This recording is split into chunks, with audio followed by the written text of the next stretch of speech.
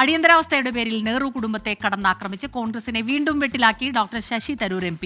സഞ്ജയ് ഗാന്ധിയുടെ നേതൃത്വത്തിൽ കൊടും ക്രൂരതകൾ അരങ്ങേറിയെന്നും കർക്കശ നടപടികൾക്ക് ഇന്ദിരാഗാന്ധി നിർബന്ധം പിടിച്ചെന്നുമാണ് രാജ്യാന്തര മാധ്യമത്തിൽ എഴുതിയ ലേഖനത്തിലെ വിമർശനം. ലേഖനത്തിൽ തനിക്ക് അഭിപ്രായമുണ്ടെന്നും എന്നാൽ ഹൈക്കമാൻഡ് പ്രതികരിക്കട്ടെ എന്നുമാണ് പ്രതിപക്ഷ നേതാവ് VD സതീശന്റെ പ്രതികരണം. അദ്ദേഹം ഞാൻ പറഞ്ഞില്ല, അദ്ദേഹം വർക്കിംഗ് കമ്മിറ്റി അംഗമാണ്. അദ്ദേഹത്തിന്റെ ലേഖനം എന്റെ ശ്രദ്ധയിൽപ്പെട്ടു.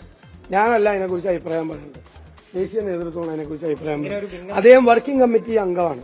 ഞങ്ങൾ ഇവിടെയുള്ള സംസ്ഥാന നേതാക്കൾ അദ്ദേഹത്തിനെ കുറിച്ച് ഒരു കമന്റും പറയുന്നില്ല. അദ്ദേഹം വർക്കിംഗ് കമ്മിറ്റി അംഗമാണ്. ഞാൻ ആ ലേഖനം വായിച്ച് എനിക്ക് അഭിപ്രായമുണ്ട്. ആ ലേഖനത്തെക്കുറിച്ച് എനിക്ക് അഭിപ്രായമുണ്ട്, പക്ഷെ പറയുന്നില്ല. ഞാൻ പറയില്ല, ആ ഒരു കോൺഗ്രസ് നേതാക്കളെ കുറിച്ചും ഞാൻ പറയില്ല. എനിക്ക് പരാതി ഉണ്ടെങ്കിൽ ഞാൻ ദേശീയ നേതൃത്വത്തെ അറിയും. ഈ കാര്യത്തിൽ ദേശീയ നേതൃത്വമാണ് തീരുമാനമെടുത്ത് പറയുന്നത്. ബൽറാം നെടുങ്ങാടി ചേരുന്നുണ്ട് ഡൽഹിയിൽ നിന്ന് വിവരങ്ങളുമായി. ബൽറാം, പ്രതിപക്ഷ നേതാവിന്റെ വാക്കുകൾ നമ്മൾ കേട്ടു. ഏതായാലും ഇപ്പോൾ അദ്ദേഹം ഒന്നും പറയുന്നില്ല, അഭിപ്രായമില്ലാഞ്ഞിട്ടല്ല, ഹൈക്കമാൻഡ് ഇടപെടട്ടെ എന്നുള്ളതാണ്. സാധാരണഗതിയിൽ സംസ്ഥാനത്തെ വിവിധ നേതാക്കൾ ഇക്കാര്യത്തിൽ പ്രതികരിക്കാറുണ്ട്. തുടർച്ചയായി ഇങ്ങനെ ഡോക്ടർ ശശി തരൂർ ഓരോ വിമർശനങ്ങൾ ഉന്നയിക്കുമ്പോഴൊക്കെ തന്നെ വെട്ടിലാകുന്നത് കോൺഗ്രസ് നേതൃത്വം തന്നെയാണ്. ഇന്നിപ്പോൾ ഇങ്ങനെ ഒരു പരാമർശം ഈ ലേഖനത്തിൽ എഴുതാനുള്ളൊരു സാഹചര്യം എന്താണ്? കൂടുതൽ വിവരങ്ങൾ എന്താണ്, പ്രതികരണങ്ങൾ? സ്മിത, തുടർച്ചയായ ദിവസങ്ങളിൽ ശശി തരൂർ കോൺഗ്രസിന്റെ സംസ്ഥാന ദേശീയ നേതാക്കളെ പ്രതിരോധത്തിലാക്കുകയാണ്. ഏറ്റവും ഒടുവിൽ പുറത്തു വന്നിരിക്കുന്ന അദ്ദേഹം അടിയന്തരാവസ്ഥയെക്കുറിച്ച് എഴുതിയ ലേഖനമാണ്.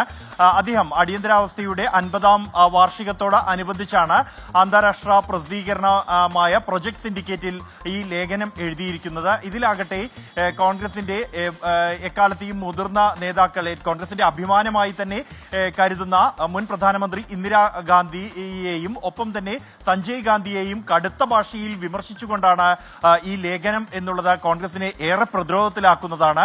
പ്രത്യേകിച്ചും ആ അടിയന്തരാവസ്ഥ കാലം അത് ഇരുണ്ട കാലഘട്ടം എന്ന് വിശേഷിപ്പിക്കുന്ന ശശി തരൂർ ആ സമയത്ത് ഇന്ദിരാഗാന്ധിയുടെ കാർക്കശ്യം പൊതുപ്രവർത്തകരെ ഭീതിയിലാക്കി, പൊതുജനങ്ങളെ ഭീതിയിലാക്കിയെന്നും ആ ഘട്ടത്തിലുണ്ടായ നടപടികൾ പ്രത്യേകിച്ച് വിചാരണ കൂടാതെ തടവിലാക്കുകയും തടവുകളിൽ കൊല ചെയ്യപ്പെടുകയും അത് മറച്ചുവെക്കുകയും ചെയ്തു. ചേരികൾ ഒഴിപ്പിച്ചു സഞ്ജയ് ഗാന്ധിയുടെ നേതൃത്വത്തിൽ. കൂടാതെ നിർബന്ധിത വന്ധ്യകരണം നടപ്പാക്കി. പൊതുപ്രവർത്തകർ അഴിക്കുള്ളിലായി. മാധ്യമങ്ങളുടെ വാമൂടിക്കെട്ടി. ജുഡീഷ്യറിയെ പോലും നിയന്ത്രണത്തിലാക്കി.